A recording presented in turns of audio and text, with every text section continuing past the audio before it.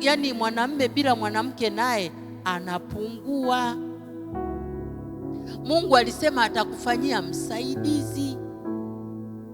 Unasaidia nini? Hebu tudiscuss hapo. Msaidizi nasaidia nini? Kupaka wanja?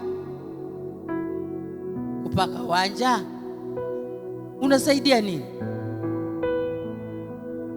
Unasaidia nini?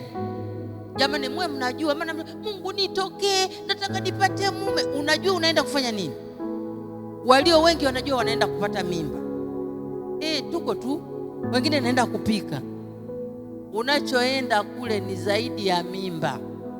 Jamani, vichazi wanabeba mimba barabarani. Hujamuona mbwa ana mimba barabarani? Atapanya anabeba mimba. Lazima ujue hivi, mimi mwanamke nina matilio ya kutosha kumsaidia huyu mtawala. Kukawa kimya duniani na mbinguni. Wasichana wanafikiri ni shepu. Wako wanawake saizi tungepiga darubini, wanauzwa kule, ni wazuri hatari.